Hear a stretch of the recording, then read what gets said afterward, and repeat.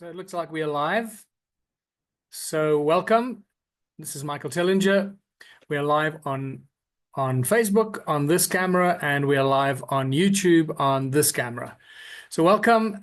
Today is the 11th of December 2024, and welcome to podcast number 6 in the One Small Town podcast series. Today, we're going to be talking about a number of things. I'll give you the subjects in bullet points without going into too much detail. First of all, we'll be talking about the final goal, the final destination. Where are we going in the One Small Town? What is the ultimate goal? What do we desire to achieve? That utopian, beautiful world, beautiful life that we all strive for. That we're going to talk about that. Number 2, we're going to talk about the fact that this is not a new idea, and we're going to discuss the reasons why intentional communities around the world have historically not succeeded. They generally speaking, 99.9%, if not more, of intentional communities have failed us, and therefore they're not a good example for us to follow. But that's one of the areas that we've learned from in One Small Town. We'll discuss that. We'll talk about the importance of strategy and planning, how we plan the launch and the implementation of One Small Town. This is absolutely critical, and an area that a lot of people, I guess, miss and forget about. Remember that a lack of planning is a planning to fail. Failure to plan is a plan to fail. So we're going to discuss that. We're going to talk about the benefits to investors. How do investors benefit from getting involved in One Small Town? And how can our communities and the members in our towns, in our communities, how can we fund our own businesses so that we're not dependent on funders, dependent on outside help, outside funders, which ultimately becomes potentially outside influence and manipulation, which in this case, it can't happen. But how is it possible for us to help fund and finance our own businesses, from small ones to large ones? We'll talk about One Small Town Stores, the importance of the One Small Town store, which becomes a game changer. The moment we launch and we open the One Small Town store, this, in a nutshell, becomes a game changer. And that's when One Small Town literally takes off around the world and becomes an incredibly powerful tool and a powerful model for every country, every town around the world to follow, because of the connectedness through the One Small Town stores that become channels for our produce, products, retail sales, distribution, etc., innovation, etc. So the One Small Town store is a very important aspect of the One Small Town initiative.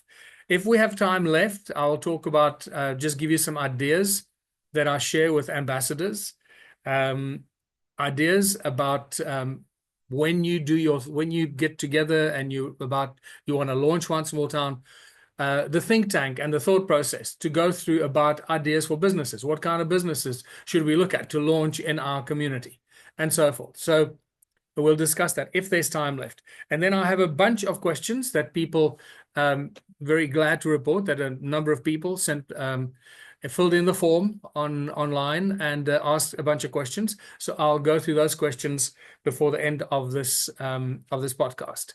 So let's get going. First of all, I need to start with some really exciting news, an update on our art gallery, and it is just absolutely fabulous. The art gallery is taking off. We've had a number of artists that have already signed up. I'm just looking at the connectivity here. It looks like it's okay on Facebook. Give me a thumbs up if Facebook is okay here, please. We've really had a tough time being out in the country with connectivity, but I'm determined to do this. So give me a thumbs up on Facebook if you guys can hear me and see me okay, and if I'm not breaking up too much. So the great news is that a number of artists have started to sign up and upload their incredible works of art, from fine art paintings to beautiful sculptures in clay and also in ceramic and in bronze. Absolutely immaculate works of art that artists are are joining and signing up and uploading onto the One Small Town art gallery. So you may not see all of the art yet because we're still assessing, processing, checking the back end, making sure that everything is working. Remember, this is something we've started. This from scratch. We didn't buy an off-the-shelf package. We bought. We're coding and programming everything ourselves from scratch. So it's a huge job. As I mentioned last week, we cannot be held to ransom by any outside third-party providers that may hold us to ransom if we don't do certain things. And this is why we've had to move everything from our website to our platform to a private server and private secure service and environment where we have full control over everything, because otherwise, people come bearing flags of friendship and people say we want to help, we want to get involved, and often it doesn't end well. Sometimes it doesn't end well, and quite often it doesn't end well because many of these flag bearers are often wolves in sheep's clothing. Now, that's the good news, is that the art gallery is getting better and better with better works of art. We are fine-tuning and testing everything and making sure that everything is working. And as soon as we are comfortable with everything and we're confident, we'll then release all the works of art so that they're visible to the people and everyone around the world. So let's start today's discussion, and that is the final goal, the final destination. Where are we going with One Small Town? And that is a very important philosophical, personal, emotional, spiritual, and a reality question as well, rooted in the hardcore reality that we face every day. How do we live? How do we survive? How do we find work? How do we make enough money to put food and bread on the table?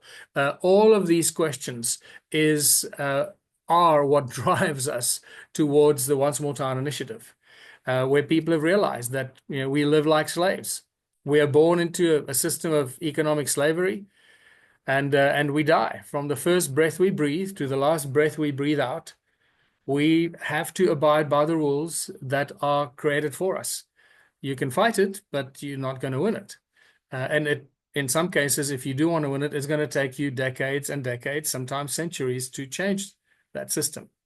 So we need to do something else and something different. And that's what we're doing with One Small Town. We realize that the power lies with the people. And we often forget this. We forget that we, the people, have the power. We vote for our so-called leaders to represent us, to do things for us that we want them to do for us, not what they want to do for themselves. But as we know, politics, no matter what country you're in, is a dirty business. And you find unsavory characters that are attracted to the political arena. You'll see it all over the world, no matter which country you go to. There are very good people in politics. I'm not saying everyone in politics is dirty. That is not the case. I mean, we went into politics. I went into politics with the Ubuntu Party in South Africa that then also ran in the UK and then almost in Canada, the USA, and in Australia. So I learned the hard way that politics is not the channel or the way to solve the problems, because then you become an opposition. You oppose everybody because you want to insert or assert your way and your ideas. So we, the people, hand over our power to the politicians that we appoint into positions of power because we believe they're going to do something to help us. We believe they're going to serve us. They're supposed to be our servants. Well, then we realize that they're not really serving us. And this serfdom or slavery system is connected to the financial system and the central banking system around the world. We live with that system all our lives, from the first breath we take until the last breath we breathe out. We are enslaved by the current socioeconomic system. You can argue about that, but ultimately, hopefully you'll eventually realize that that is the case. So we need to find a way to navigate between these lines, navigate between the rules and regulations and acts and bills and all this crap that is thrown at us. We need to navigate between that and be smart and be clever and use the tools of enslavement that are created to enslave us. And we use those tools to help us liberate ourselves by not fighting it, by creating an alternative system that will slowly but surely make the existing system obsolete. And that's how you change a system, not by fighting it. And I know I have to repeat this over and over again in case there are new people that haven't seen the other podcasts or don't know enough about One Small Town, right? So our objective, our final goal is not to fight the system. Our final goal is to create a new system without any violence, opposition, or conflict that makes the current system obsolete. And we do it gently. So there's no shock. And we do it one small town at a time. That's why it's called One Small Town. The power lies with the people. So what happens when the people in a community, in a small town, which becomes a closely knit community that work together, that support each other, that power grows. If you are in a small community or a town, it could be in the city, no matter where you are. If you work alone, you are not strong. The only thing you have is you, possibly your family in support, and that's it. That's the extent of your, the power that you can assert, or the influence. Let's use that word, the influence that you can assert. But the moment you have 5,000 or 10,000 or 20,000 people in a small town or a community that stand together, that are united in a common goal, a common vision, and a common purpose, things change very quickly. And this is the exciting part about One Small Town. We realize that the people always have the power. The power lies with the people. And the One Small Town initiative, to a great extent, is based on that common power of the people. When the people choose to work together, to stand together, to cooperate, to collaborate, and achieve their common goals that are good for the community, for the members, for individual members, the collective members, but also for the entire community. And we do that with a number of things. And those number of things are part of the implementation plan that we have crafted and developed and evolved and masterly put together into what is the implementation plan for One Small Town right now. Is it a final plan? Is it foolproof? Absolutely not. We're still learning. Every week, every month, every day, we do something in the various towns around the world. We have done so many things over the last 15 years, since the idea was launched and since we attempted the first small town in Canada in late 2017. We have learned so much, things that don't work. Why don't they work? And how we should change them and eventually mold this and use all those hardcore experiences to create the platform and the strategy that we now have in the One Small Town initiative and the management team that is slowly growing with incredibly talented and smart people that are all humanitarians, that want the best for the world, that want the best for their communities, the best for their families. And that's where we're going. So ultimately, the power lies with the people. And once we choose to work together and cooperate in a small community, we can do pretty much anything and everything because it'll be collective bargaining. We use our collective bargaining strength and collective bargaining power to get our way, whether it's through changing the laws or changing the systems or bylaws or acts or bills or whatever legal structures there are that may be hurdles or obstacles to what we want to achieve for ourselves. We use those systems. We use that as in a collective bargaining system. That's what makes One Small Town so exciting and so powerful. So it's not just me trying to fight, argue against the municipality because they're not fixing the roads or they're not doing this or not doing that. We're not standing united. And that changes everything. And especially in the countries, this becomes very, very important in the countries where the mayors are appointed by the people who live in that town. Now, in some countries like South Africa and many others, our mayors are not appointed. We don't elect our mayors in our towns. Our mayors are appointed by the political party that won the election in that town. And that is basically a communist system, right? It's just disguised as democracy. That is not democracy. So in the countries like the USA and I forget, there are many countries where the mayors are elected by the people in your town. That gives you as a community incredibly powerful bargaining position and collective bargaining strength. And that's really where we're going with this. With that kind of bargaining strength, we can start to change things. We can start moving towards a completely self-sufficient community. That's where we're heading. We're heading towards turning our town, and when I say town, I mean community, that work together. All right, so you'll hear me using the word town and community intermittently. I throw them around. So it means the same thing. And when I say small town, it's anything from, 2,000, 3,000 people to 20, 30, or 50,000 people. Even towns of 50,000 people could be utilized or could be seen as small towns in some countries. But anything bigger than that, it starts to becoming problematic because the town becomes too big and we need to sign up many people to have a large representation in that town. So you can imagine that if we launch this in a town of 5,000 people or 2,000 people, for us to spread the message among 2,000 people and say, listen, we're going to do this together. Let's start working on this together, and let's really make sure we get this right.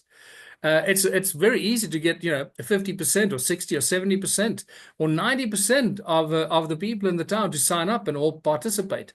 That's very easy. But the larger the population of the town becomes, the more complex it's going to become, or challenging it's going to become, to get people to sign up to join your One Small Town initiative. So keep this in mind. This is all part of the things that we've learned over the many years. The larger the town, the more people you have to sign up, and the more challenging it becomes. The smaller the town, up to a certain point, the easier it is to sign up members and that represent a large percentage of your community. Right? So that's where we're going, to create completely self-sufficient communities, because we choose to cooperate and collaborate on every level, and look at the opportunities that we have in our communities. Look at the businesses that we can start quickly without too much funding, without too much infrastructure, businesses that will take medium amount of time, and then more complex and big businesses with big profits and big turnovers and big profits. That'll take a longer time for us to launch, to plan, and to initiate. So we put this together ourselves, right? And this is where I will, and the people that have been working with me over the many years now, will help you, will guide you, will advise you, will share our experiences with you, so you don't rush off, making mistakes that we've already learned. So we all learn from our mistakes that we've made in the past. And every time we do something and it succeeds, it's going to be a great example for everybody else to do it that way, the way that it was done, so that it was successful. Every time we do something and it fails, we come back and we say, okay, it failed. This initiative or this business or this project failed for the following reasons. Let's not do that again. Let's look at this again, plan it again, and relaunch this the way that we now understand will work better. So that's what this is. There are no failures, right? Remember, there are no failures in life. We keep learning from our mistakes and coming back stronger, better, wiser, and more successful. That's what happens. And that's what One Small Town is all about. No failures, right? We're looking at a utopian community. And I like to use the word utopian because it's a kind of community where we can achieve anything we set our mind to. Literally, it's a place where people with talents and skills can use those skills and talents, because the community will appreciate those skills and talents, and they'll be rewarded not only emotionally and in an egotistic way. What's the word I'm looking for? Feeling gratitude that they are being appreciated, that they're appreciated and honored in their community. So it's gratitude from your community towards you if you're doing something good that's uplifting the community. And it goes back, gratitude from you towards the community, because the community loves you for who you are and what you're doing to uplift and upgrade and improve the community. So this becomes a complete symbiotic relationship between the community, the many members of the community, the individuals, the things we do, the things we choose to do, how we decide to do it, and how we plan to do it, and how we launch it. Make sure that we work as hard as we can collectively to make it a success. And this is how we grow this beautiful utopian community, a completely self-sustained community where we have everything we need for ourselves, from obviously things like food and abundance. And when I talk about abundance and prosperity, abundance and prosperity can be many things. It can be abundance of food, an abundance of friends, an abundance of money and profits from our businesses, an abundance of health, an abundance of education that is truly educating our children, an abundance of technology and engineering, an abundance of innovators, an abundance of transport. It can be abundance of everything, and that's what we're going for. We identify the weak links, the areas that we are lacking in our communities where we would like it to improve, and that's what we choose to do. Keep in mind that there are community projects that take money and effort to do, and which is not done by our municipalities. And again, I repeat this over and over again. And those are the projects and the community upliftment projects that we will work towards and work on to uplift and improve and fix our town, make it beautiful, paint the houses, pave the streets with arts and culture and statues, build our own art gallery, build our own theater, build our own music studios, build our own recreation centers, build our own sports activities if we don't have them, and so forth. These are the things we choose to do for ourselves if our government or our municipalities is not doing that for us.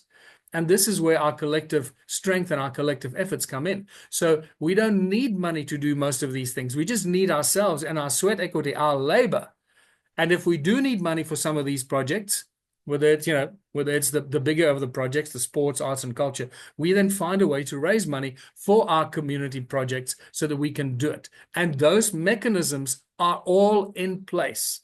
Okay, let me remind you, this is why the One Small Town Initiative has taken so many years to craft and mold and put together so that it's now in this amazing stage of maturity, an evolved state of maturity, where we've learned all these things and we have created the platform, the One Small Town platform.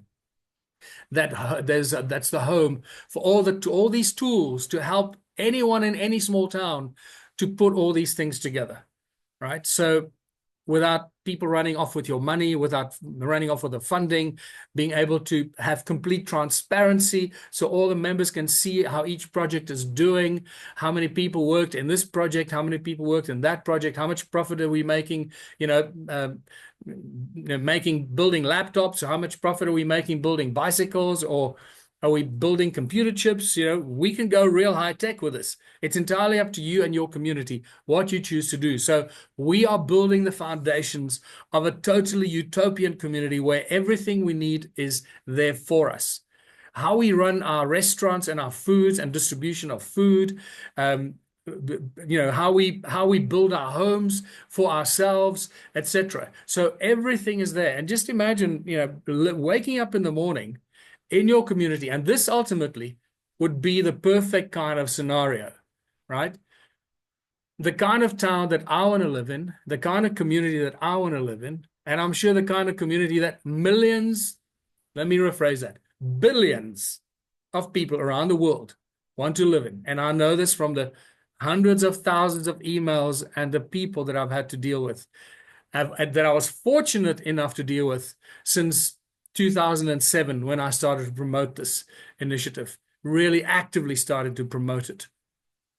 The hundreds of thousands, could be more than 1 million people by now. I have no idea, but it's a lot.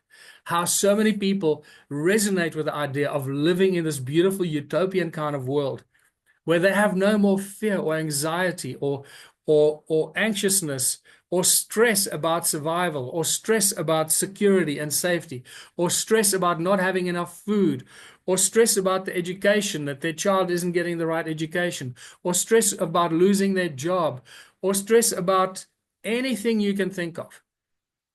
This is the town that we're building. This is the kind of town I want to live in, and I want to wake up in every morning of my life. And I know that there are billions of people that resonate with that thought. So imagining waking up in your one small town and you don't have any worries. You don't have to worry about anything. All you have to think of is, what am I going to do today that is what I've agreed to contribute towards my community, towards helping to uplift my community. And that could be 3 hours, it could be more, it could be less. It could be 3 hours a week. That's the minimum that, the current One Small Town requirement is that every member contributes a minimum of 3 hours per week. The rest of the time is up to you, but you can still choose to contribute 3 hours a week or 3 hours a day every time you wake up, or as many hours as you want towards doing something for your community. It could be participating in upliftment projects. If you love the arts, you might want to get involved in the arts and work in, whether it's, working on a theater or in the ballet company, or working in the art studio teaching art, or going to learn new artistic skills, or whatever it is. So you can choose what you're going to do, as long as you contribute those 3 hours a week, or if you choose 3 hours a day, towards either our businesses that we've launched or the community upliftment projects. And then over and above that, you know that on Wednesdays you have to go and report at the hospital, because you've said that you've volunteered that you want to help clean the hospital, because that's your passion.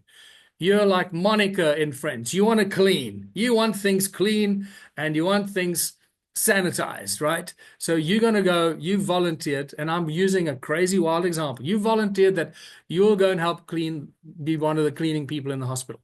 And that's what you do. You do that once a week for 3 hours. If they need you more than that, they'll let you know. Or you might know that on Tuesday mornings between so-and-so and between 9 and midday, you go and work in the lumber factory, where you have to do some work in the lumber factory, or in the dairy, where you have to, carry milk from one place to another, or be a security guard somewhere to make sure that nobody steals the cheese, or whatever it is, right? So you wake up in this community where you don't have to worry about anything. Everything that we do helps to provide food for ourselves, and everything we need is provided for, because we've taken care of everything we need. It's literally like becoming a self-sustained country. Now we're turning into a self-sustaining community. Everything we need. Obviously, there's not always going to be everything we need, because we can't manufacture or produce everything we need. We may not be able to produce toilet paper, or we may not be able to produce laptops, or manufacture laptops, or car parts, or whatever. So those are the things we're going to still need to bring into our town. And those are the things that we're going to bring and set up businesses to sell that to ourselves, which still means, and to others, passerbys and tourists and whoever comes through. So we're still generating an income from the members of our own community and anybody else. So there's this beautiful blend that we create between businesses that we've started that provide everything we need, and other businesses that provide us with the things that we don't have, that we can't manufacture, that we can't create. And this provides this beautiful, colorful tapestry in which everything, and an environment in which everything we need and choose is possible. Now we need to get there. So imagine not only, so I'm just looking at my notes here. So it's also financial security. Keep in mind that every business we start, the more profit it makes, the more of that profit gets distributed to you as a member and the other members that are contributing towards your One Small Town.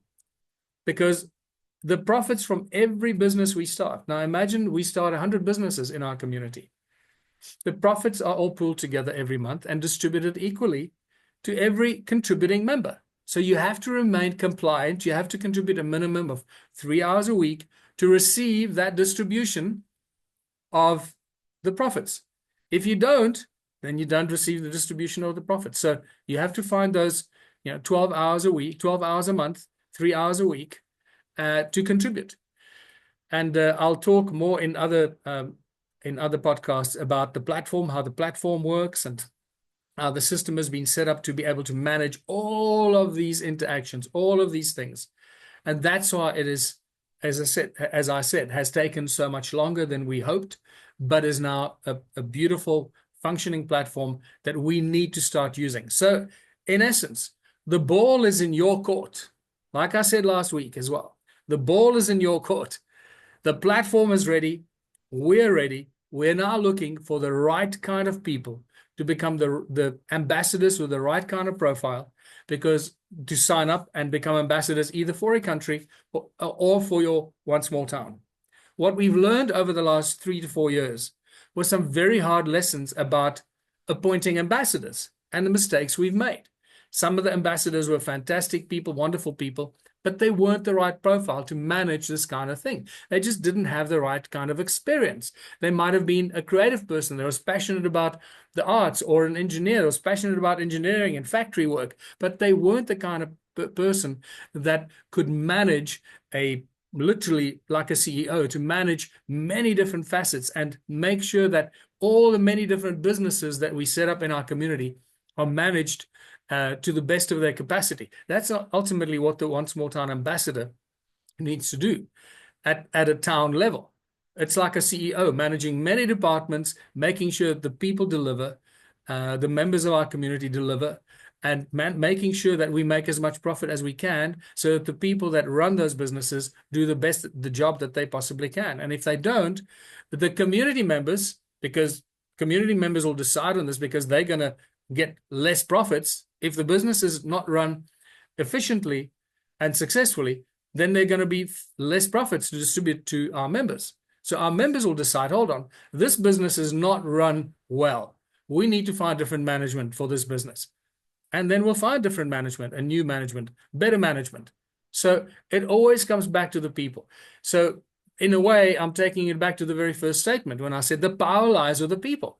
And now you see how even the decision-making in our towns and communities, to decision-making, if one of our businesses is not run efficiently, we as a community can choose to say, listen, let's remove that CEO, that manager of that business, because they're messing it up. And we don't want our business to be messed up. So we then choose to find a better manager for that specific business. So you see how everything we do is interconnected. There's a immediate reaction, a chain reaction that affects everything in our community. And that's why we have the power to fix things very quickly. I'll also talk about the voting system that we've created, like almost a direct democracy. It's not available yet, but it will be available in hopefully in the next 12 months to 24 months, as the One Small Town communities start to grow, where each community will have their own voting system, how to vote somebody in or out, and make decisions together that's best for the community and so forth. We're working on that so that it is a very smart system that really benefits the community and benefits the individuals that want to help the community and not help themselves. And that is a very hard lesson we've learned, I must tell you. And, again, I can talk on the subject for the whole week and not even get to any of the other points, because we have learned so much, and we've learned hardcore lessons, sometimes gut-wrenching lessons that are really depressing because of some of the behavior of some of the people that join us, that we realize are completely selfish. And often the people, as I said, often the people that come waving the biggest flag of friendship become your biggest potential enemy if they don't get their own way. So just keep that in mind. We need to keep this, just the experiences that I've had with this are absolutely shocking. And they continue. It hasn't stopped. But from all these experiences, we have learned how to appoint our ambassadors.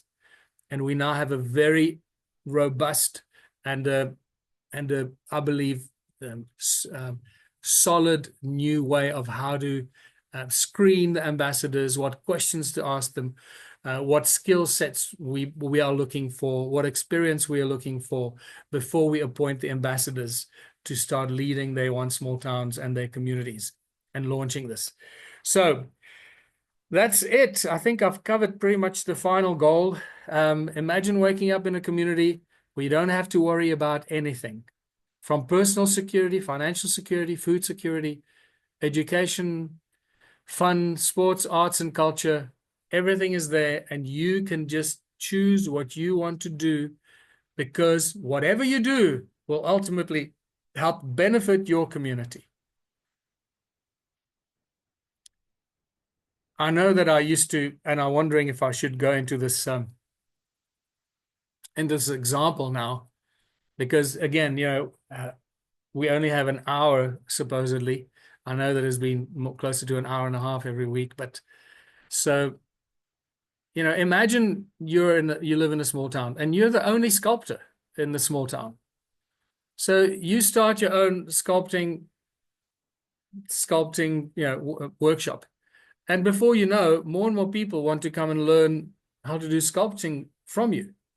So slowly but surely, you start teaching classes and the people are learning sculpturing work and so forth. And you realize that, hold on, you can turn this into a community business as well, a community sculpting school, so that you start getting the benefit from any future profits from that school, and also getting a salary from that, and also being able to do not only continue training, but turn it into a proper business with the support of the entire community, to turn it into a proper sculpture school, right?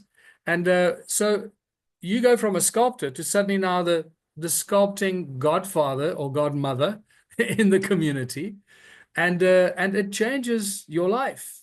And I'm just using that as a crazy, example. It might resonate with some, it might not yet, sync with others, or the penny may not drop immediately with some others. But anything you choose to do for your community will ultimately, if it's handled properly, it goes from a hobby to becoming a proper community service initiative, to potentially a business that provides services or produces products that become exportable. That's how these things can develop. You might just think about any of the hobbies you're doing, how that could ultimately turn into a successful business that you run, that creates something that's exportable or shareable internationally through the internet, that makes a profit. So this is what the One Small Town initiative is. No one homeless, no one hungry, everybody with something to do, everyone respected and honored for who they are, with all the opportunities open and available if they want to pursue those opportunities to improve their skills and talents while they're helping and uplifting their community. Right, let's go to the next point for today. And again, if there are questions, our questionnaire is now ready. Go to our website, onesmalltown.org. Go to the Q&A, go to the menu, scroll down, go to the Q&A page. On top of the Q&A page, you'll see, ask Michael a question. Click on that button. It'll open a form. Fill in the form and just click send. And at the end of this, I'm going to answer some of those questions that have come on that form for the first time today. So now, One Small Town or intentional communities is not a new idea. All right, let's make that clear. And I get emails, hundreds of emails from people all over the world saying, I've started this community here and I've started that community there, and I'm doing this and I'm doing that. And my heart goes out to these people, and I love it that they've done that, and I love that they started these intentional communities, because everyone that starts this, generally speaking, and now this is a general comment, most people that start intentional communities do it for the right humanitarian reasons. They want to create something like a One Small Town, this utopian community that I've just described. But unfortunately, they're going about it the wrong way. And this is why One Small Town has taken all these years to put together, to learn from those experiences. And very, very few of these intentional communities have succeeded and have survived. And none of them is an example that we can use for the rest of the world. None of them is an example that One Small Town is doing right now. What One Small Town has done is we've used their experiences and their failures, looked at where it's gone wrong, where things have gone wrong, and make sure that we work that into our model to make sure we never, ever do that, where these intentional communities have gone wrong, right? And why they collapse and fail. And it generally starts with people with a wonderful idea. I have a big farm, I have a big piece of land. Let me open it up and invite people to come and live here. And we're going to start growing a whole bunch of food, and we're going to start manufacturing things and maybe make our own oil from, melting plastic, or or we're going to, put a turbine in the river and create our own generator because there's a lovely fast flowing river. So we'll have electricity. And so there are all these wonderful ideas, and some of them have been fantastic, right? The problem with all of this is that the idea is always a wonderful, humanitarian, puristic idea with all good intentions. And it attracts a lot of people with the same kind of mindset, with all good intentions. But the moment you get those people together and they start living in a community of sorts that has been thrown together out of the blue. So people either live in tents, or they build a log cabin, or they put up a teepee, or God knows what, right? You find these communities all over the world. And they're very happy in the beginning, and they start to grow food. They plow the land and they plant their seeds, and everyone seems happy because it's all new and the excitement levels are high. But as the months go by, the friction and the arguments begin. Because if there's no plan and no structure as to who's responsible for what and who's going to be managing certain projects, because you can't group manage projects, that's never ever going to work. People need responsibilities. If you just allow a bunch of people to grow a bunch of food and hope that you're going to harvest that food with a bunch of people and somehow get that food into a storage place and then somehow utilize that food for the benefit of your community, you got a whole nother thing coming. That pretty much does not work. And that works with that problem arises with building and construction, with manufacturing things, with producing food and all kinds of food products and all the down the line derivatives of the different foods that we grow. Because we can't just survive on food. We need food, but once we've grown enough food, how do we store it? How do we make sure we've got food for the whole year? And then what else? We need water, we need electricity, we need accommodation, we need healthcare, and so forth. And unless you have people that manage and run those different sectors, those different areas of your community, people with real responsibility, and not someone that's going to run it for a month or two and then say, oh, I've had enough of this. I'm not getting paid for this. Sorry, I'll give up. I can't handle this anymore. The entire thing collapses. And that's what happens with these intentional communities. People start with the greatest intentions, and they go do their amazing work and they get involved. But sooner or later, people start to argue. Who's responsible for this? And you didn't do that, and you didn't do this. And before you know, the whole thing erupts in a bloody giant mess and an eruption of fighting and arguing. And instead of succeeding in the businesses and the food that we want to grow, it all starts to become a giant bun fight.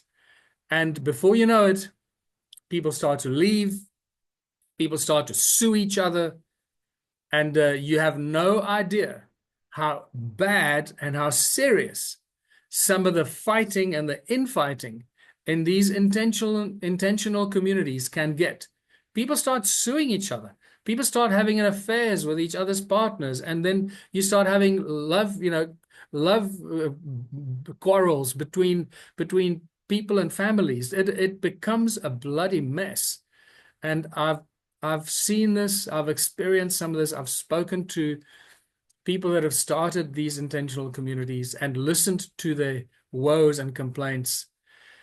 And it is a sad situation.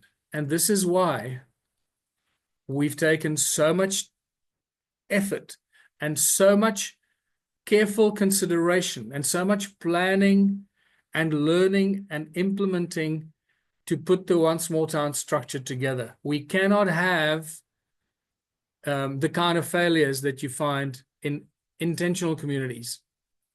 And this is where the importance of planning and strategy comes into play. And that's point number 3 that I wanted to talk about today. Planning and strategy. Absolutely. But planning and strategy is one thing. You can have great, project managers and planners and strategists, but who's going to implement it? Now you need the people that are going to implement the plans. And so now you got project managers that need to go and implement those plans. But without specialists and without people that know how to do a certain thing, without a farmer that knows how to plant seeds and how to plant seedlings and when to plant the seedlings out into the field, or how to build a tunnel, or how to build a carpentry factory, or how to build a steel factory, or how to weld, or how to do all these things, without experts, or how to bake bread, how to set up a bakery or a dairy and make cheese and butter and all that stuff, and how to look after cows and how to grow food for cows and all these things. It's all integrated, right? So unless you have experts in each and every one of these areas, it is a disjointed and a dislocated system. So yeah, one might be successful, but unless you know what to do with the products that you manufacture and produce, they're going to end up rotting on a pile somewhere, or rotting in the store, or you be putting furniture into a storeroom somewhere and you're not selling your furniture, right? So there's a planning, strategy, and planning is absolutely critical from the word go. And that goes into planning your community upliftment projects, right? How are we going to help the orphans and the old age homes by providing them food on a daily basis? How are we going to do that? Where are we going to cook that food? Do we have enough food from among ourselves to make sure that we can do that? How are we going to provide food to our members every day after they've contributed their 3 hours? How are we going to, and you need to plan all these projects. How are we going to fix the potholes in the roads? Do we have tar? Where do we get tar? Can we make our own tar? All these things. So the planning and the strategy is absolutely critical. Then the implementation and the project management is equally critical. You can't have one without the other. Now, all of these systems are beautifully laid out on the One Small Town platform, all connected and integrated. And this is why I keep talking about it, and I'll keep talking about it until I'm blue in the face. That's why it makes One Small Town so completely unique in the world. There is no other initiative like it. And once you start adding all the other components, including the One Small Town Infinity Token, our asset-backed private membership community token, whose value cannot be crashed, token that you cannot lose, tokens that will never run out. We create the tokens ourselves every time we contribute 3 hours towards our community or our businesses. Once you add all this into the platform, you realize what an incredibly powerful system this is. From spending all these years learning from all the experiences, from all the different intentional communities, and as I mentioned before, including the kibbutzes in Israel, that at one stage for several decades were a very popular place for people to go to. So strategy and planning, absolutely critical. And that's all part of what you as an ambassador, plus your implementation team, your management team, plus all the other smart people in your community will work on to put together this plan, what we call the 12-month or the 24-month implementation plan. This is absolutely critical. Once that plan is in place, everything becomes simple. So keep in mind, this is what we've found out, I guess, the hard way, and a very expensive way as well, because we've tried so many different things, and realizing that without a minimum of a 12-month plan, preferably a 24-month plan, with a number of lucrative businesses that you can start in your community, with the clever and smart people and the experts in your community, what kind of businesses can you start? All the community upliftment projects that you should be doing to make your town beautiful. All of that goes into your 24-month plan. Once that is in place, everything becomes really easy. And by everything, I also include the fundraising for the different businesses in your community, and or potentially for your community upliftment projects that need funding, because you need raw materials for some of those projects.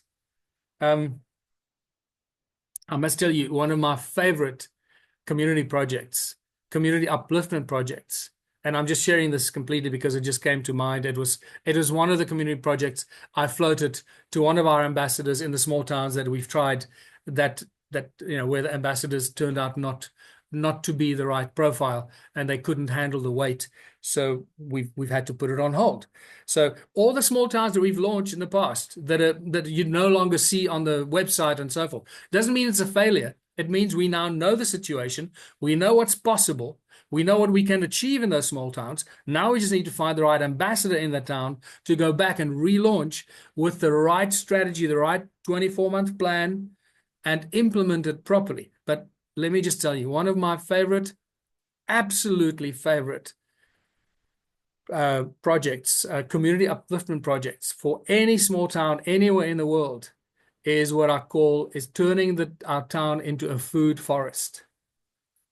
And it's because of our special seed treatment technology that we can take any kind of seed and treat it so that it becomes like a super seed. So whether it's a peach tree or an apple tree or, whatever trees we have, nut trees, whether it's corn or cabbages or tomatoes, whatever seeds we treat will grow a lot faster, a lot better, and produce really healthy fruit with non-GMO genetics, non-GMO organic genetics, right? So we can literally look, and I've suggested that becomes a project that is done by high school students and young adults or anyone, but preferably high school students that plan for their future prosperity in their own town, to plan what kind of fruit trees can grow in our community. Is it citrus? Is it, the trees that grow in a cold climate and so forth? And plan the whole layout of your town, the streets, what fruit trees you'll plant on what streets, plan how the trees will be planted and so forth. And then once you've got the number of trees and the kind of trees that you need, then we go and we get the seeds and we treat them with our seed treatment machines, and we give those seeds to the high school students or the people involved in that project, and they then plan this very meticulously. It's an absolutely meticulously planned project. Where are the trees planted? On the sidewalks of the town. We must get the permit and make sure we get the permission and get all the right tools and dig the holes and make sure the holes are filled with the right compost and manure and whatever. Make sure there's pipes that feed water to the trees and so forth. Get the community involved so that every member of every community agrees to have a tree in front of their house, a tree in their front garden, and a tree in their back garden. So in essence, we're looking at 3 trees per household in every community. So now imagine that, and we put that together when we go out and we plant these trees and turn our town into a food forest that 3 or 4 years from now is going to start delivering fruits for our community. And 10 years from now, or from that moment, we're literally going to have a food forest in our community where just from the food trees, the fruit and nut trees that we've planted, we will have sufficient food for every member of our community. That is just one idea that I've floated out there to some of our ambassadors. And it was met with great excitement. And for all kinds of reasons, we never got to launch it. But I know that the day is coming that we will launch it. And hopefully that day is going to come soon in 2025. Right, so strategy and planning, I think I've said enough about that. All of this is part of the One Small Town platform, and this is why it has taken so long. Right, now the next point is benefit to investors. Where are we now? We have done almost an hour, 10 minutes to go. So benefit to investors. Now, keep in mind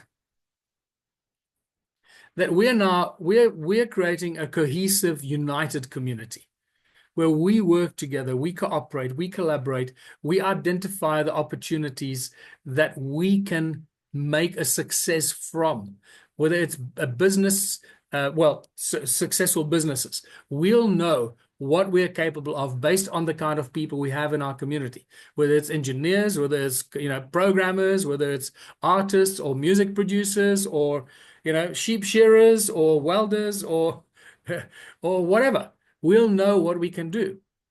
Obviously, agriculture and food is always at the top of that pyramid. And I just need to state that over and over again. Always focus on the agriculture side and growing food and creating food security. But I'm not going to get distracted by that. Let's come back to the benefits to investors. So we know what businesses we are able to start. We write the business plans and we recognize, wow, I didn't realize that, growing blueberries is going to be such a lucrative business because we've got hands, we can pick them. We don't need to automate. We've got all these people in our town. We got 20,000 people. We can allocate, 1,000 people a day to picking blueberries if we need. So in essence, we could build one of the biggest blueberry farms in the world, and that could become our main cornerstone business. I'm using wild, broad stroke examples. You can turn this into any example you want in your own, creative mind. Or, we can say we can build the biggest wood factory or furniture factory because we get so much wood coming from the lumber yard, and we can get all our creative designers to design the most immaculate furniture, most wonderful furniture, and we have the carpenter skills that can train the people, and we can start a huge furniture manufacturing carpentry shop. These are just examples. So once you've got your plan and your business plans, and they show good profits and good return on investment, that's pretty much it, because investors are looking for businesses and ideas that show good profit and a good return on investment. Right?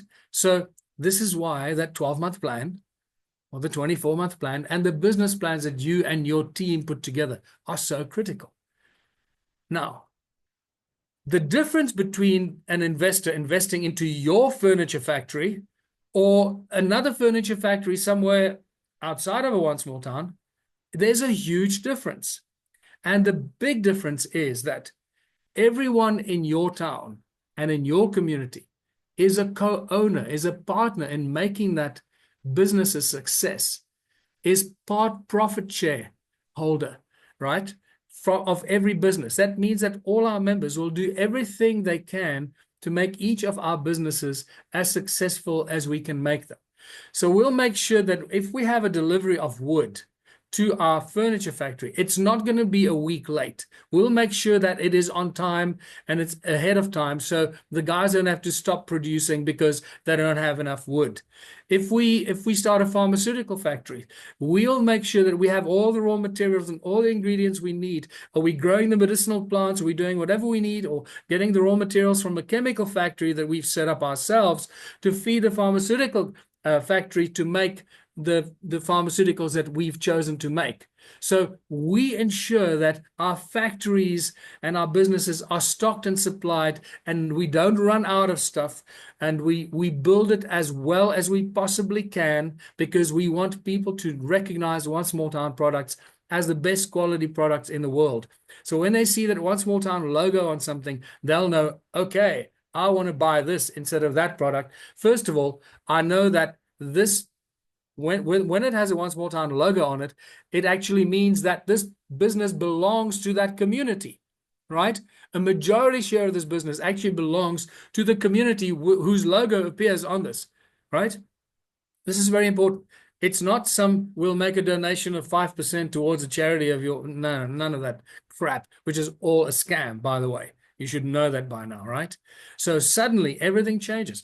People recognize the One Small Town logo and know that the name of the town that appears is a minimum 60% shareholder in that company. It could be a 90% shareholder in that company, right? If we as a community fund that business. And that changes everything. Now, because we as the community, as the members, are doing all the work and the labor, from the specialized labor to the menial labor, the carrying, the delivering, the security, the holding, the fetching, and the sweeping, the cleaning, and all that kind of stuff. Our labor costs in our businesses are much, much lower than the labor costs of the same kind of business that is outside of a One Small Town environment.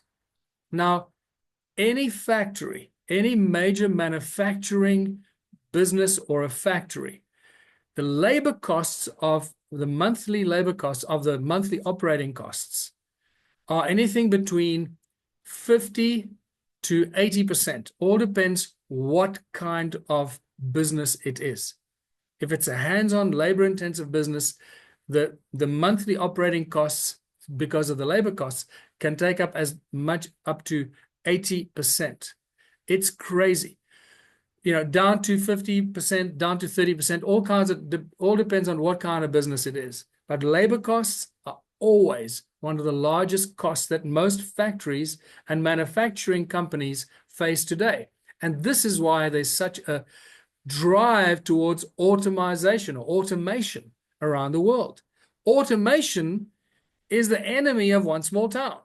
We will use automation where it benefits us, but we're not going to use automation where it takes away the work from our members so that we can contribute and lower the manufacturing costs, right? Very important. So we'll use automation as cleverly and as smartly as we choose to use it. It's not going to be forced upon any of our small towns. So now, if you're an investor and you suddenly faced with an investment into a furniture shop outside of one small town or a furniture shop in a small town environment, by now you should already see the vast differences and the vast benefits by investing into the one outside of one small town as opposed to the one inside of one small town. So if that penny hasn't dropped for you yet, let me spell it out for you. If you invest into a one small town business, let's stick with a furniture shop. First of all, you're going into partnership with an entire community, right? Not some individual that is the owner of that shop or that is, funding that shop or running that shop. You are investing into a business that is co-owned by the community. This is a huge difference. So you're not going to get, stabbed in the back by some schmuck that does you in or screws you over, which often business partnerships and investments, that's what they end up on the rocks because of that kind of horrible business practices and shysters, right? Con artists and so forth. So in the one small town initiative, you're not going to lose your investment or lose your whatever. Everything is transparent. The platform provides you as an investor with complete transparency, and you'll see exactly the flow of your funds and your investments. See exactly when they land in the account, how it's allocated according to the business plan, according to the project management plan, according to the accounting system, according to it goes into the bank account, and how the funds from your investment get allocated every month to the specific areas that require the funding based on your business plan. And you as an investor can watch it every step of the way. That's how the One Small Town platform was built and created. And that's why so many people are starting to realize how powerful this tool really is. There's nothing else like it. Secondly, you're not only going into partnership with an entire community, which means that every member of that community is going to do their best to make sure that your business is a success. The business that you invested in is going to be a success because our members are going to make sure it's a bloody success, right? For the reasons I just mentioned a few minutes ago. Thirdly, because we as members are doing all the work, there are very few labor costs. There are no menial labor costs. So you as an investor could save yourself between 30 to 80% of monthly operating costs that come back to you in the form of profits. So your profit yield in a one small town furniture shop, as opposed to the profits in a non-one small town furniture factory, will be much higher from the one small town furniture factory because of the savings that you as an investor makes on the labor that we as members of that one small town contribute towards all the businesses, including your business as an investor into that business. Now imagine if you are the investor into 20 or 30 or 100 businesses, how that changes the landscape. It's a beautiful thing. And I said it last week and I'll say it again. There's going to come a time when the conscious multimillionaires and conscious billionaires are going to realize the real benefits of taking a small town and investing a few $100 million or whatever currency you have into that town and making sure you take control of the technology investments, the agricultural investments, the education investments, everything. You invest into all the different sectors because you're investing and you go into partnership with that community. You're diversifying your investments and you maximizing your profitability because of the lower labor costs. If you had to invest that money into those businesses outside of one small town, you'd be making between 30 and 80% less in profits. That's what this ultimately amounts to. That's why I love it so much, and that's why more and more people are starting to gravitate towards this on a daily, a weekly, and a monthly basis, realizing how powerful this is. So the moment these multimillionaires and billionaires realize the power of investing into small towns, I believe we're going to see a stampede of millionaires and billionaires to invest into small towns and grab the next small town that they believe they can make a profit from. And that will change their way they think about small towns. It'll change their relationship with the communities. It'll change the relationship. It'll change the look and feel of that town and that community. It'll turn into a beautiful place, a utopian place of prosperity over a period of time. It's not going to be overnight, but it's certainly going to happen.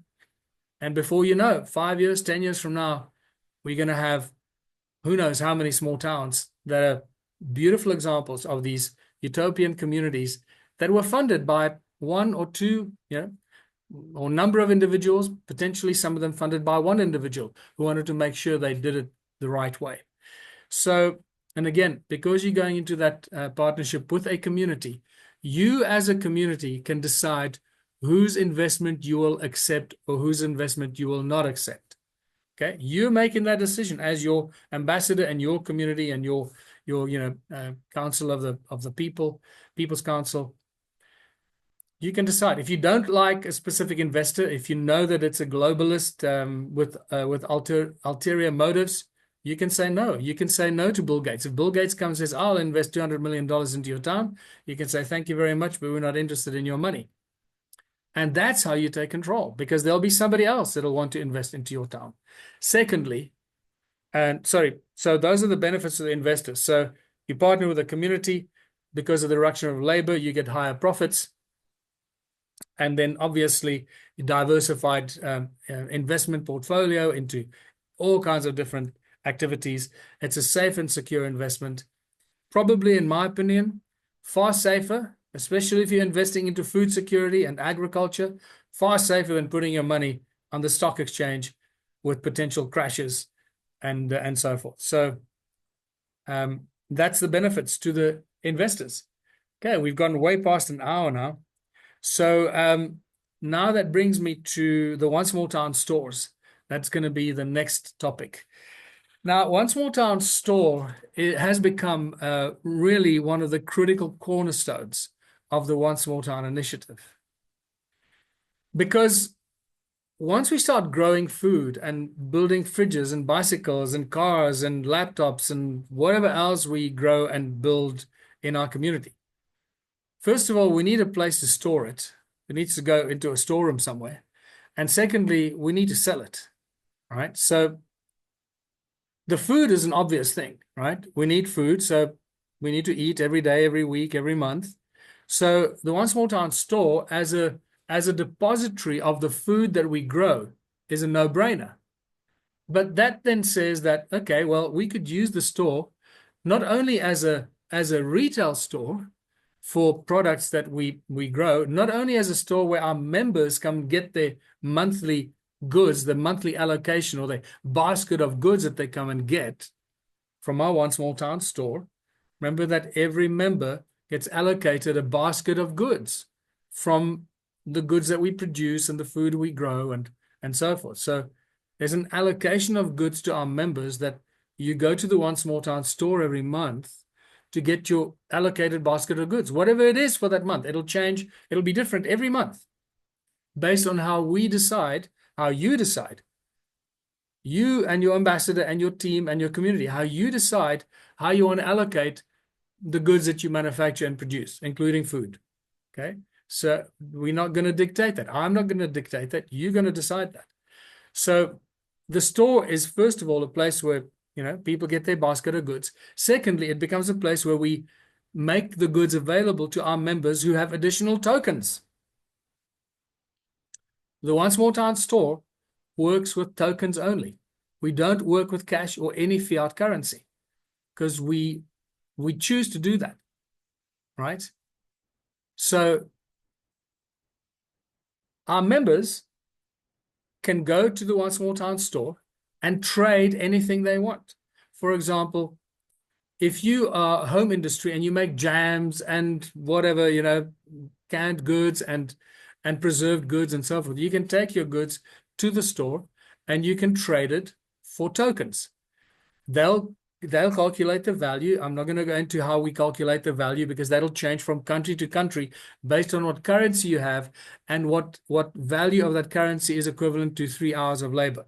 So there's a slightly more complicated. It's not complicated. It's a unique formula that you'll use in each country. Actually, the formula is the same. It'll just be different based on the currency you use in your country. And then you'll calculate what the value of that item is that you want to trade into the store, put on the shelves. It could be clothing, it could be, car parts, it could be clothes, it could be anything, food, etc., etc. The farmers can bring their stuff and put it there as well if we don't have an agreement with the farmers. So the store literally becomes a proper trading store in the true sense of the word, a trading store, the One Small Town trading store. Okay, very important. So you can take all your stuff there. They'll calculate the value. Then they'll calculate how many tokens is the value in your current currency. And then they'll give you those tokens. So now you have in your digital wallet, because you're a One Small Town member, everyone that comes to the One Small Town store has to be a One Small Town member because that's where our members come and get their benefits. So if you want to use the store, you sign up to be a member and then you can use the store for all this activity, right?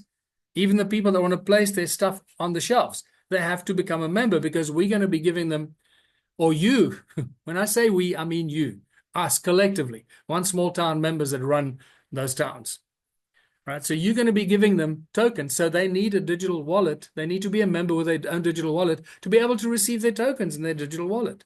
You see, so it's a closed system. It's a membership-driven reward system and trading system. So now we have a store filled with goods, not only filled with goods that we bring in and trade, but also filled with goods that we buy in as a community. So a certain percentage of funds and profits that we make in our community every month, we decide how much of the money that we make, profits we make, how much of that are we going to allocate towards buying supplies for our store, the One Small Town trading store. So we're going to buy corn flour and, bread and whatever we feel is necessary. That'll differ from store to store, every community, from one community to another. It'll differ completely. So you then decide what you need to buy so that your members, if they need staple food, the things that people eat as a staple diet in your country or in your area, that you make sure you've got enough of that food on the shelves. And that's where some of the profits become absolutely critical. And that's where the cornerstone projects become so critical. The cornerstone projects, if you remember from last week, the cornerstone businesses are businesses that you set up as the ambassador and as the community to make profits, to fund all the cornerstone activities to make One Small Town a success. And one of those cornerstone activities is the One Small Town store. Once you have a successful One Small Town store and it runs seamlessly and fluently with a supply of goods and food and products, and our members coming to use it using their tokens and getting their monthly basket of goods and so forth, coming to trade their things that they don't need for things that they need, we have created an entire alternative trading retail environment that operates outside of the control of the current fiat currency system. We use the profits from our for-profit businesses to make sure that our store is well stocked. And because our members have contributed towards the well-being of our community, the well-being and the profitability of our businesses, that's why they can use their tokens to come and trade those tokens for the produce on our shelves. And that changes everything, especially in countries where there is, high levels of unemployment, high levels of poverty, and high levels of people have nothing to do. They literally wake up and they don't know what to do. That changes everything. Suddenly, from being unemployed and wondering what you're going to eat today, you become a One Small Town member. You contribute your 3 hours a day towards one of the projects or businesses. You get your token every day, plus you go and get your plate of food at the community kitchen after you've contributed your 3 hours, right? That community kitchen could be connected to the One Small Town store. It's up to you how you set it up. This could be a wonderfully creative process of designing this and planning it and making sure that there's a kitchen that serves a wonderful area that serves our members, and there's also potential to expand to become a tourist attraction in a wonderful open air arena where there might be a stage where our local artists can come and perform at lunchtime for the tourist buses and so forth. So you can see how this thing can grow. You need to think out of the box. You need to be creative. Anything is possible, right? I keep saying that. So I keep mentioning this just to plant some seeds so that you and your members and your people, when you start talking about this, you've got some ideas already, and take it from there. I'm sure you'll have many, many more ideas. Okay. I think like this, you'll probably start thinking way outside of the box. So I'll keep giving ideas and share ideas and plant some seeds. You can take it to a whole nother level, right? When you start planning this yourselves. So, and that's what makes it so exciting. Every town, every community will be completely different. So the community store, the One Small Town store, Cornerstone Project, funds the supply of the goods for the shelves. Now suddenly the people that have nothing to do, they have nothing, they wake up, they receive a token every day for contributing 3 hours, plus they get a plate of food from the One Small Town food kitchen, which is also stocked from some of the profits that we make in our cornerstone businesses, right? That's another thing that the cornerstone businesses must fund, must ensure that there's enough food provided to the community kitchen so we can cook delicious food, not just for our members, but for potential tourists that stop and want to embrace this amazing, community spirit. And now you've worked for a week, you've worked for a day, you get a plate of good food, either at lunchtime or at the end of the day. So already you've taken care of a huge problem that, as somebody who doesn't have a job, doesn't have any money, you got no money, no job. Now suddenly you have a plate of food and you have a token that you can go and trade for something at the One Small Town store. At the end of the week, you're going to have 7 tokens that you can go and trade. At the end of the month, you might end up with 30 tokens. Now suddenly you have something to trade. But not only can you go to the store and trade and get things you need from the store, plus your basket of goods. Remember, you'll be getting profits from the One Small Town businesses as well. That'll be going to you. So you'll be getting fiat cash, fiat currency as well, right? But now you can also use your tokens with your digital wallet to exchange things with other people, not just in the One Small Town store. Somebody might have a bicycle, and you might say, listen, I need a bicycle to get to this job or something, or a little motorbike. So how much do you want for that little motorbike? You say, give me 20 tokens or 50 tokens. And you say, cool, here's 50 tokens. You send it to their digital wallet. They give you the motorbike. And that's it. So it's the way that Bitcoin was used in the beginning, that people were using Bitcoin to trade and exchange stuff. We've created a stable, uncrashable system that is global. It's a private membership system. No one can steal your tokens. No one can crash them. It's a private thing. You've got your digital wallet. You can trade and share and exchange anything you want with any other member anywhere in the world. So the importance of the One Small Town store is absolutely critical, and I cannot stress that enough. It will become a whole new distribution network. Imagine when we have 10,000 small towns around the world. And every small town is producing different things. and they need to distribute it and sell it and share it. The one small town store in every community could become a distribution network or a distribution hub and a warehouse for the products that are manufactured in other countries, in other small towns around the world.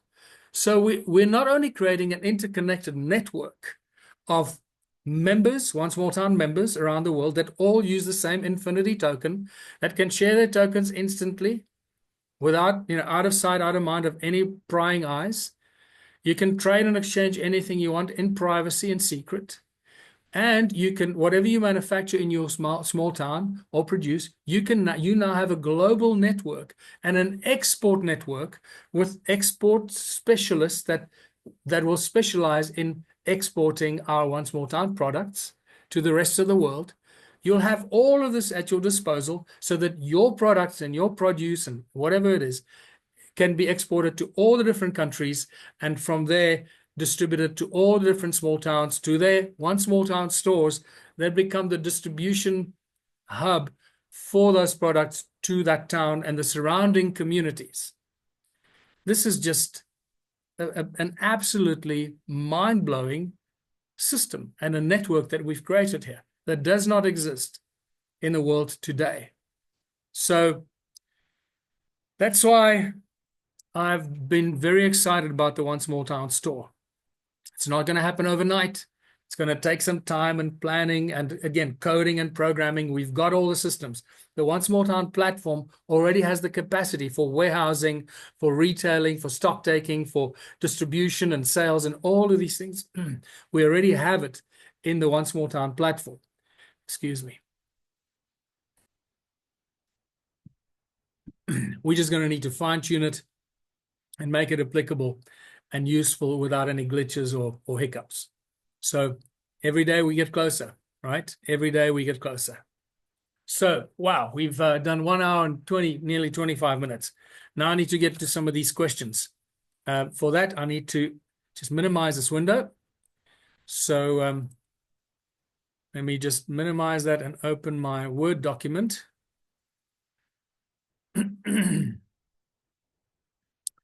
Okay, I'm going to start with the last question that came in today. And this question is from Mario. Mario asked 2 questions. Can one small town be implemented as a group of people scattered around different locations, as opposed to all living in the same village or town? More like a network of people around the world. Mario, the answer to that is yes and no. First of all, we're called one small town because we want to initiate this feeling of unity and belonging and camaraderie and cooperation and feeling of belonging to a community that takes care of itself. This is really important, that we reestablish strong community where people take care of each other and know each other and support each other, come hell or high water. And we see this more and more in the small towns. Small towns, people come together a lot quicker than in the cities. So one small town is about launching in the small towns and communities. However, the second part of that will evolve over the next year or 2 or so will be people that live in cities and in metropolitan areas that have certain skills that may not exist in small towns. But these people become members. They're members of one small town. They just don't live in an active small town. And these one small town members, whether it's in New York, London, or Sydney, or Johannesburg, or anywhere in the world, they can contribute their skills, whether it's legal skills or graphic design skills or architectural skills or anything that can be done remotely. They can provide those services to any other one small town member around the world. Those services will be provided on the same basis, 3 hours. And for every 3 hours, they'll charge 1 token. So that's it. So it'll be the standard model: 3 hours, 1 token. And this is why the value of the token is probably going to go up, because of the value that's provided by these different people with very, very specific skills. Actually, I may have misquoted myself there. The members can decide how much they're going to want, how many tokens they're going to want, but it's going to be in 3-hour shifts, right?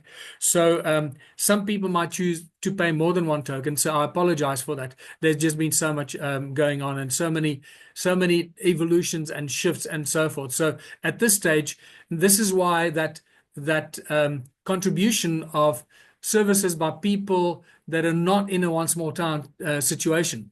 We're still working on that, and that'll become the next phase of how one small town members that live in metropolitan areas can participate and earn tokens and provide their services. So let me not get into the details before I get myself into trouble here. How that's going to work, we're fine-tuning that and working on it. And again, we take advice from anybody. And then next question is, do you have any ambassadors in Cyprus? Short answer to that is no. We have no ambassador in Cyprus at the moment. Then from Glenda Rodriguez. Glenda, hi, Michael. Can you please talk about the tokens? Is it imperative to buy the tokens? What are they used for? Is it like a one small town investment? Thanks in advance. So Glenda, I hope that I've already answered some of those questions about the one small town token. We're going to run out of time here now, but one small town token is the membership, one small town membership asset-backed community token that we as members will use to trade and exchange things, and especially to use in the one small town store environment. If you do live in a one small town environment where you can go to the one small town store and use your digital wallet to get stuff off the shelf with paying with tokens, right? Very important. So what happens is that those tokens are going to become more and more sought after once we've sold out the first 22.5 million, because I think we started with 24 million. We have like 22.5 million tokens left. Once those 22 million tokens are sold, we will have no more tokens to sell as the One Small Town head office.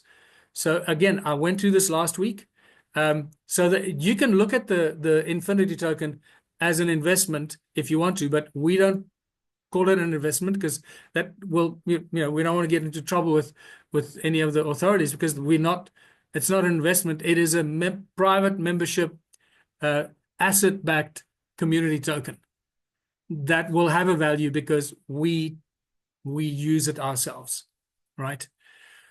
So once we've sold those first 22 million tokens that are left now, there'll be no more tokens left. And the only tokens available at that stage will be from members who want to sell their tokens, who make them available on the One Small Town platform to sell their tokens. But if our members choose not to sell the tokens because they want to hold on to them, like people hold on to Bitcoin, again, we're not a cryptocurrency. I'm using that as an example. Okay.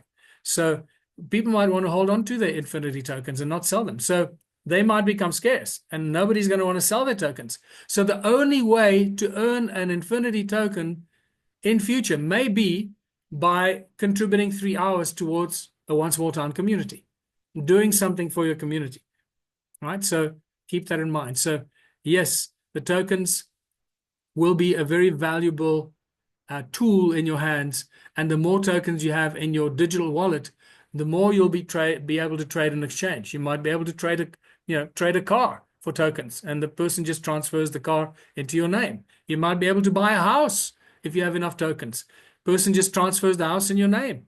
Nobody knows that you've paid for it. You've paid for it with tokens, and nobody knows about it. Somebody just transferred the house into your name. So keep this in mind. The Infinity token is an incredibly powerful tool.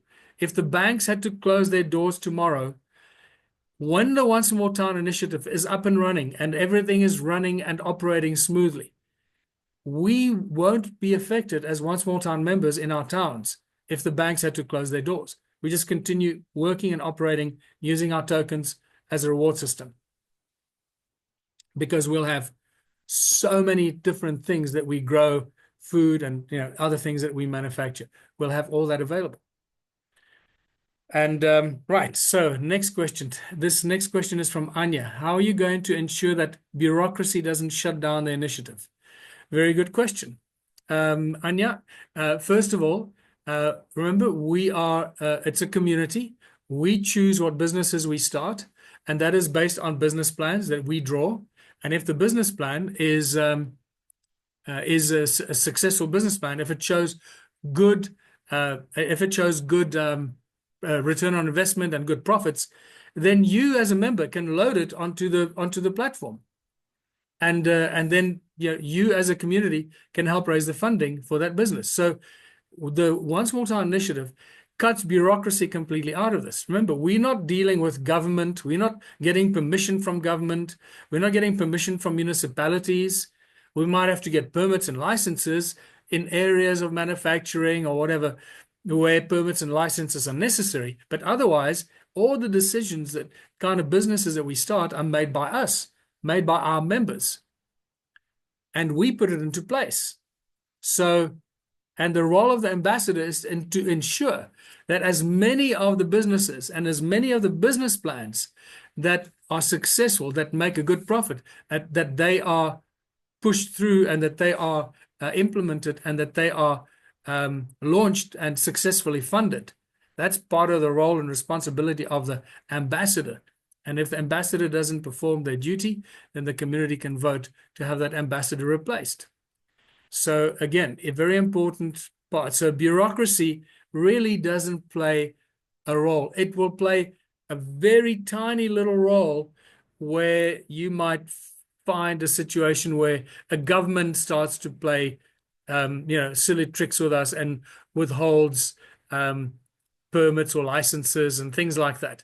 That's the only way that bureaucracy can sort of trip us up. But we manifest that that's not going to be the case. We manifest that those in charge will use this to gloat and to say, look how well my country is doing. Look what a good leader I am. Look how well my towns are doing. And so the politicians will use the One Small Town initiative to gloat about it and to say that, they've made sure that these towns thrive and so forth, so they get re-elected. So in some ways, the One Small Town could potentially play a very beneficial role in turning politicians' minds and mindsets around from where they are today. All right. And speeding things up, cutting bureaucratic red tape, the way that Vivek and Elon want to do in the USA right now. That's going to be a very exciting phase, and I hope that all the other countries follow suit. There was another question. I forgot who this was from, and we've now gone way over an hour and a half. I think this will be the last question. It says the UN has a 2030 Sustainable Development Goal, and heavily in local communities, etc. Globally, nobody in those communities got voted for them, and yet most don't know anything about them at all. Your program seems to be based on the same communitarian principles embraced by the UN. What is your affiliation with the UN exactly, if any? And the answer to that is a resounding no. We have no affiliation to the UN whatsoever. We don't like the UN. Personally, I'm not a fan of the UN. The One Small Town initiative is a completely independent initiative that I started nearly 20 years ago. We have grown with beautiful people around the world, humanitarians. We have no affiliation to any of these United Nations or World Health Organization or World Economic Forum on any of those. If anybody starts to spread that kind of nonsense, they are lying, and they're just spreading lies about us, and they're trying to undermine the success of One Small Town. One Small Town is owned by you and your community. I don't run and manage anything. We've just been putting together the platform and the systems and the structures and the management systems so that you and your community can set your One Small Town successfully without people ripping you off, with investors feeling safe and secure with investments into your community, so that you can create successful businesses with the highest possible profits and fix your towns up and turn your town into this beautiful utopian town that I've been talking about. So that's what this is all about. Nothing to do with the UN. I hope I made that as clear as I possibly can. And I think on that note and that question, I'm going to close off here today. And just to say thank you very much for watching. Thank you on Facebook, and thank you on YouTube. And I'll see you again next week with another One Small Town podcast, number 7. Next week, we'll forget the date. Oh, by the way, I'll be traveling next week. I'll be traveling to be with my family on Christmas. So what I will do, I will record the podcast the day before because I won't be able to do that on Wednesday. I'll be traveling all day. I'll record the podcast and I will share that with you on Facebook and on YouTube on Wednesday in the correct time slot because I won't be able to do it live. All right, I will answer more questions. So if you have questions, go online, go to FAQs on our website and fill your question in there, and I'll try and get to it next week. All right, look forward to it. Until then, bye for now.